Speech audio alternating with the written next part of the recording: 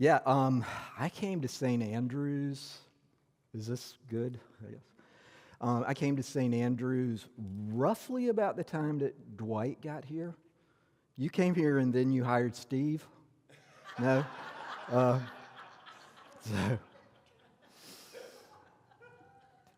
I may have that backwards, but okay. But so it's been a long time. We've both been here like, what's 40 years or so. So we're much younger than we look. So, but anyway, let me make sure this is working.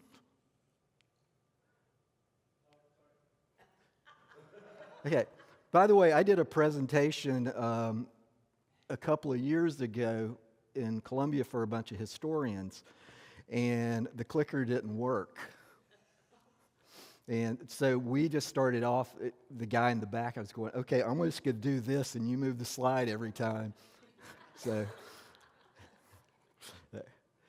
anyway, I'm so happy to be here and be able to do this.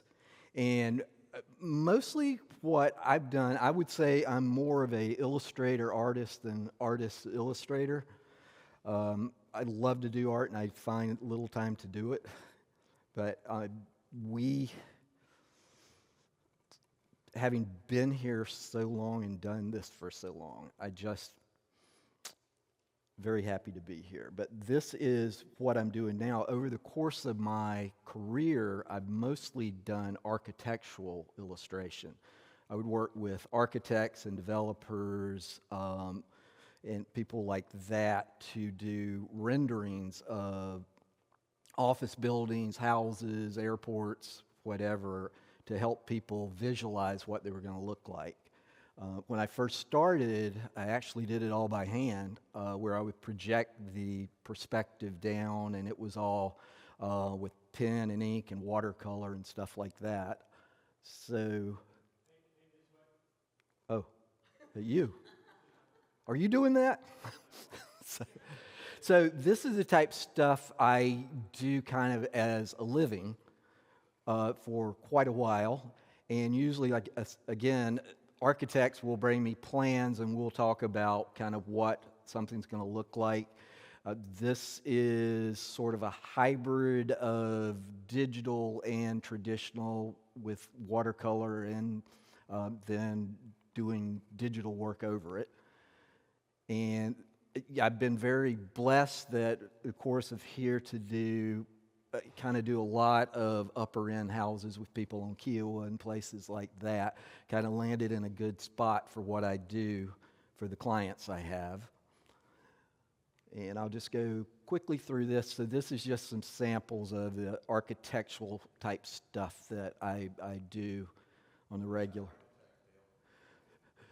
This is Simmons Young, an architect in Charleston here, who also has a historic connection, but he is, I just very talented. He does a lot of work for the College of Charleston, and this is a college. It's on Calhoun Street, and it's a building that that's going to be torn down, and this is what's going to go there.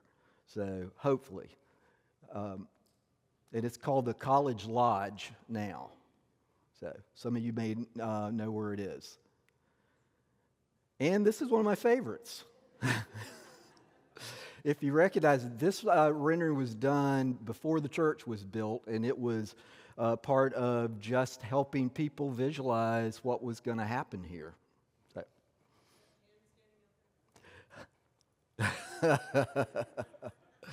Actually, that was Jody Gary was my inspiration for that, if people here that know him. So he didn't appreciate it, though. And also, over the course of my career, I've done a lot of kind of working with people doing concept sketches, where they would come to me and they'll have an idea of something, and I'll help them visualize it. So I think that's always a lot of fun because it's very fluid. So, and I like sketchy. So I'm good with vague. So just ask Jean Ann. So And this is a few of just when I do paint. This is some samples. And since Dwight said I had to stay to not so many slides, I just thought I'd just lump it all together. But this is the type of stuff that I like to paint. It's some watercolors, it's some oil, it's acrylic. And, you know, as I'm aging out of things, I'm hoping maybe I'll have more time to do stuff like this in the future. And then this is something else I like to paint, which is just wildlife stuff. Some of this up here was commissioned for commercial projects, and some was just I just like to paint. And then this is a more recent oil painting of just the landscape of a barn in the upstate. And some of you guys may know this person. I also like to do cartoons. I've done cartoons for St. Andrews over the years. Those of you that know David know that each little thing in that picture, there's a story that goes with it. Since he's not here, he's a quirky contractor, handyman guy that a lot of people here at the church know and love. And he has a real squirrel in his house. Yeah, and the fishing thing is he was working on a project at my house, and there's a pond in the backyard, and I felt like every time I would go away and come back home, he would be in the pond fishing.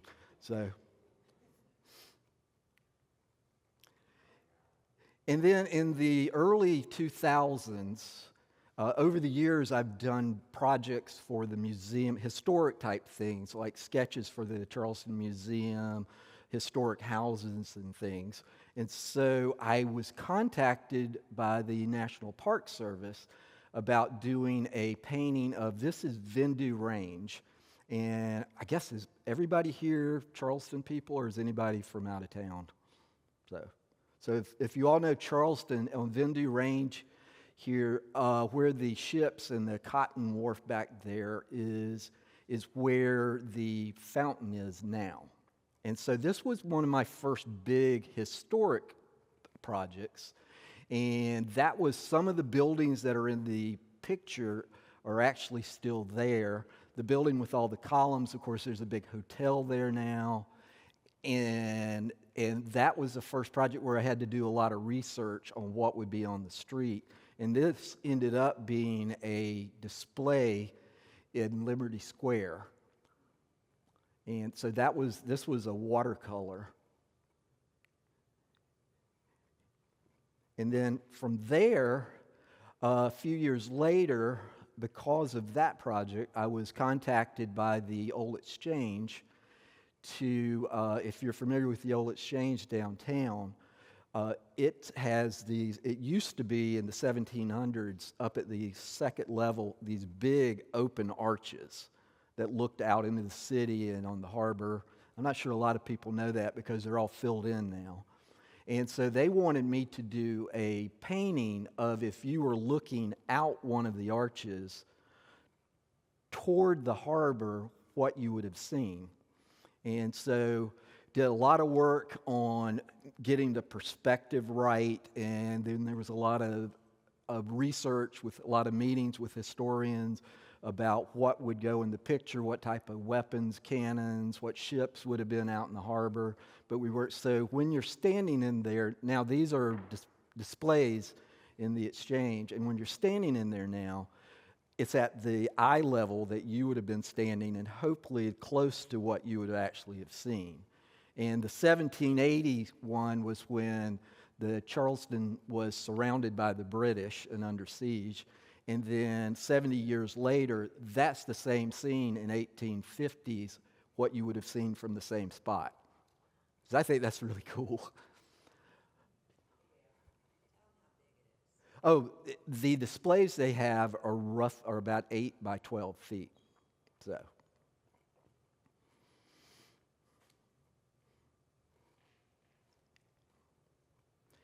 And I always felt like I probably was going to be a historical illustrator.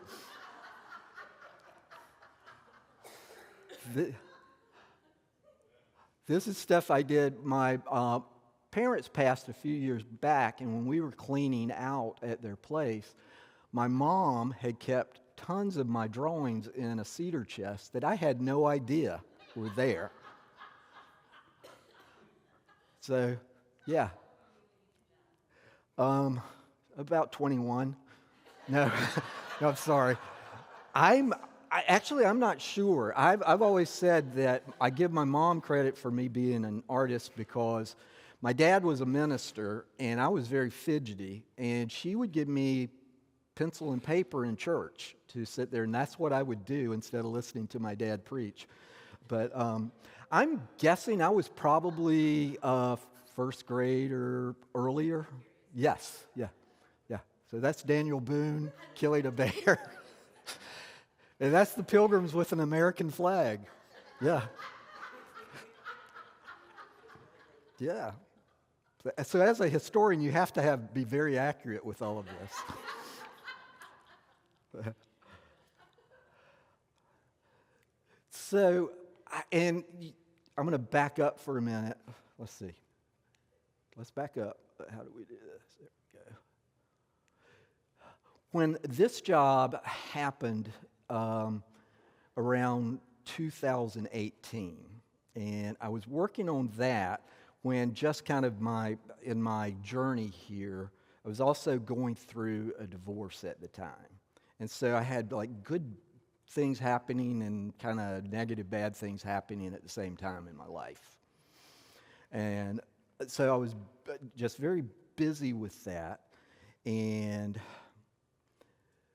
in 2019, after my divorce, I was kind of very unsettled, didn't know where to go, and the Lord in Providence, brought Jean Ann into my life.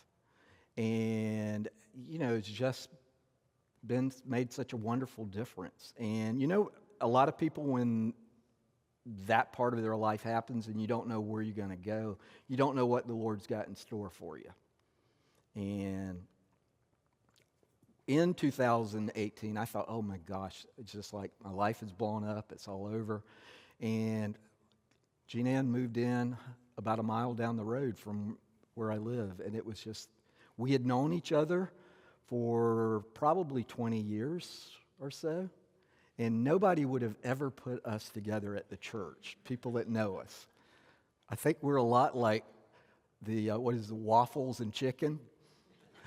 Nobody would put that together, but it just works. So, I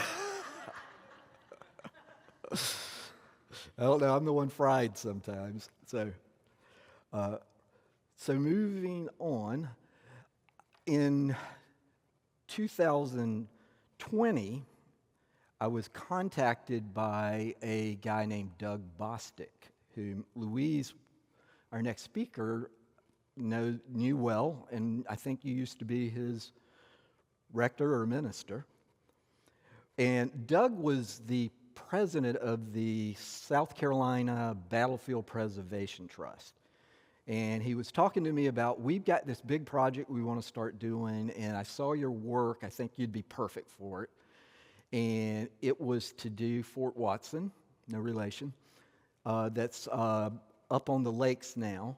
And we were he wanted me to do a painting of what the fort was going to look like did look like in the 1700s.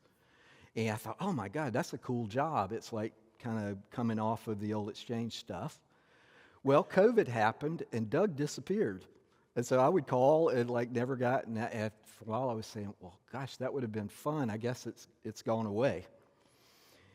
And in 2021, Doug popped back up, and he was a historian, a writer, a very prolific writer, and he had contacted the American Battlefield Trust, and in the meantime, in this year when I didn't hear from him, he had put together a partnership with the American Battlefield Trust, which they're out of Washington. And they had partnered to start an app called the Liberty Trail app. And it has to do with all the many battles that happened in South Carolina which were by far more battles happened in this state than any other state during the Revolutionary War. I think very few people know that. And so the app is to help educate people. And so we started doing illustrations of various battles that would happen in the state. And this was a nice, really nice turn in my career because I got so busy doing this that I'm not turning down other work, but I'm not soliciting anything. So if an architect calls me, I'll talk to them, but I stay so busy now with this, and it's so much fun. So we will go back and forth on kind of what the battle, they'll tell me what the battle was, and I have a team of historians in Washington, I have historians here in South Carolina, and we'll go back and forth on what the battle should be.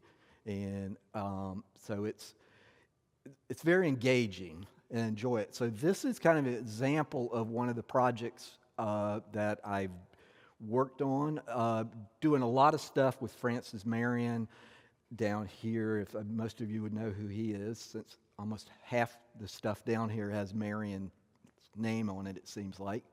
But this is one of my first images.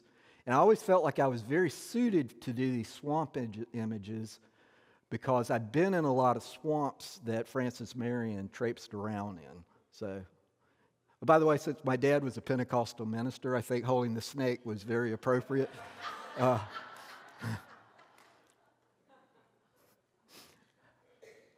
But just to get into a lot of, so many of the battles that happened had these great stories that go with them.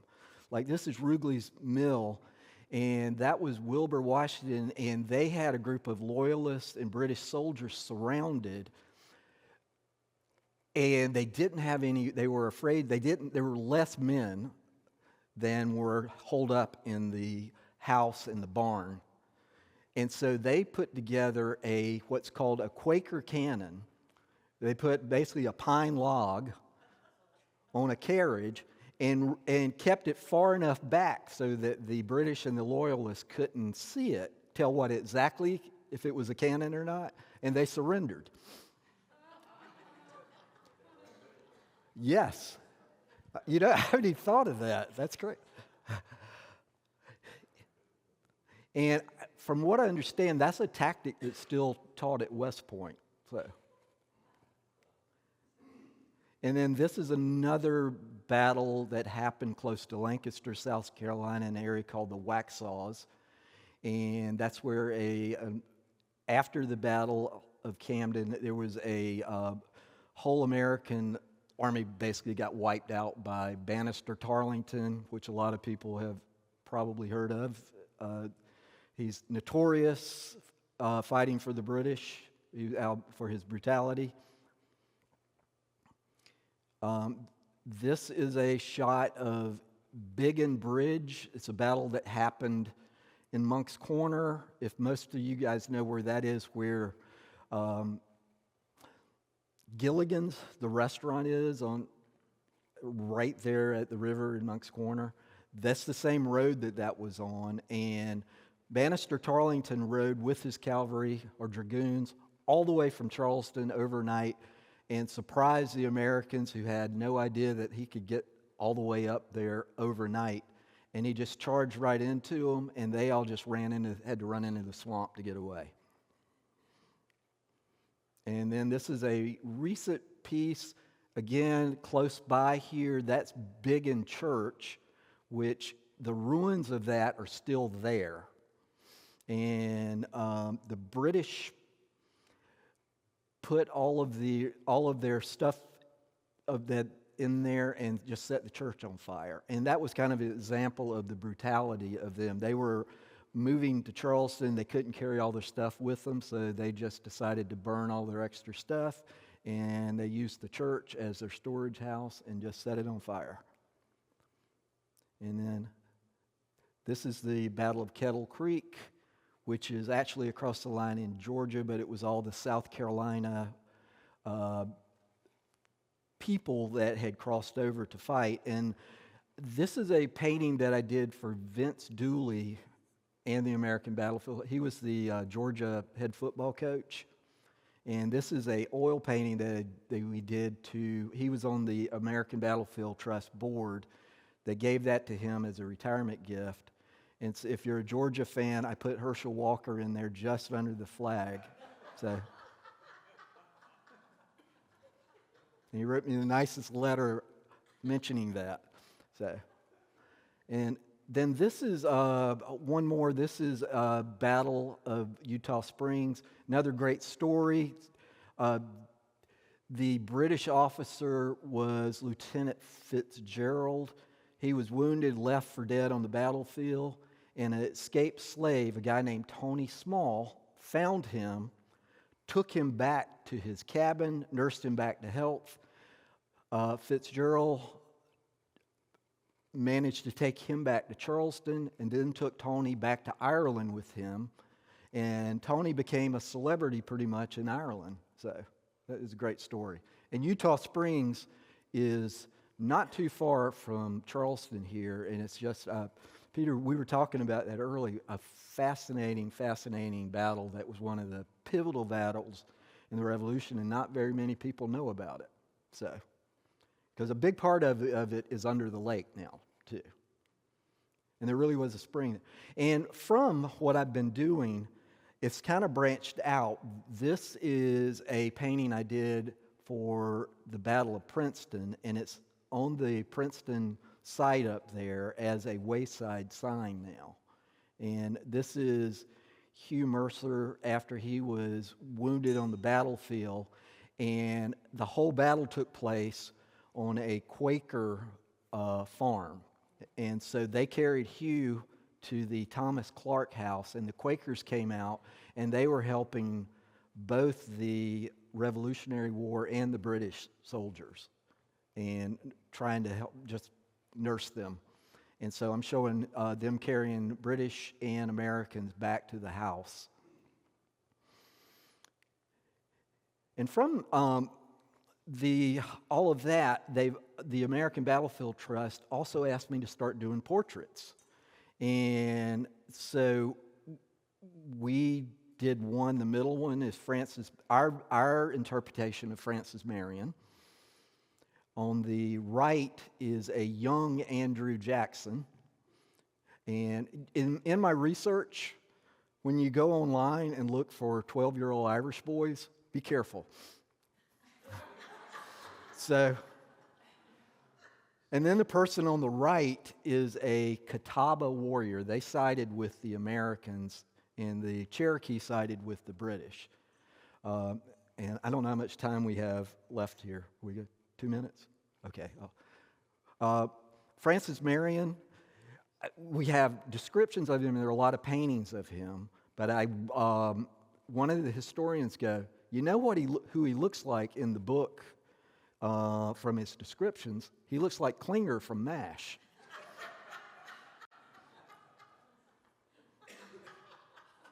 So that's where I went. I think, so we feel we've got the best portrayal of him.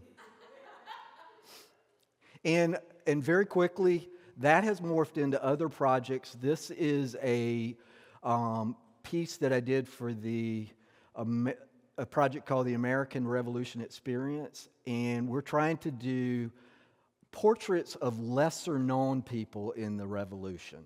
And it's kind of an ongoing thing, but currently that's a show that's traveling throughout the country.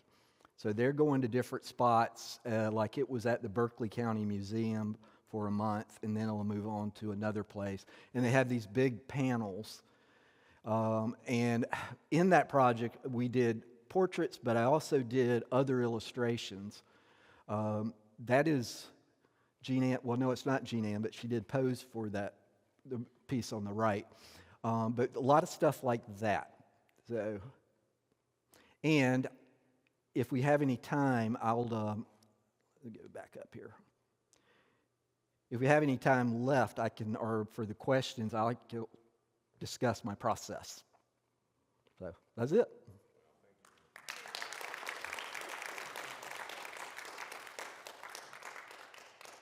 so cool. Thank you. Thank I you. should have warned you ahead of time that Dale is quite a funny guy. So thank you for that part as well. Helps wake us up. Are there any questions that anybody might have for Dale? We could take a couple questions if anybody has one. Going once. I'm writing a book and looking for an illustrator. Can we talk? Sure. Okay. Yeah. Yeah. So, from what I do, it's morphed into quite a bunch of other projects, though. I'm currently working on a Civil War project in Key West, Florida. Who knew they had 3 Civil War forts in Key West? And so I'm doing illustrations for those and in St. Augustine right now, too. So. Okay, one question here, Roxanne. So when you, once your research is done and everything, do you already like start visualizing, like from your head, what's going to go on your paper or your canvas, or like, do you already have an idea, or does it just kind of take shape as you draw or create? I'm just curious. That's a great question, and kind of both. I'll get, when one of the scenes come up, they'll send me a synopsis. And then I will start with, little thumbnail sketches. Let's see if I can drive this thing going the wrong way. They'll give me the big idea, and I'll think about it, and I've got like 2 or 3 people that we discuss stuff with, and I'll send a little thumbnail sketch as crude as this to start the process out and get their response. And then sometimes I'll do 3 or 4 of these, but that's sort of the beginning. And sometimes I've got it right in my head. And I don't know, for all the artists in here, does anything ever really come out the way you have it in your head when you start? I think maybe when you get that picture where it's in your head and then it comes out on the canvas the way that you pictured it, then you die. I'm not sure that. All right, so we would go, and from there, I'll start doing research. So, and putting stuff together, and then that's sort of from that first little thumbnail sketch, I start building the picture. So, good question. Reminds one a little of Michelangelo. Don't get a big head, but he described his sculpting as a journey into the rock to find what was in there. So yes, you chip away everything. You chip away. I like and that. chip away, kind of like life. Yes. So, Dale, thank you so much, brother. You're welcome. Thank you. Okay.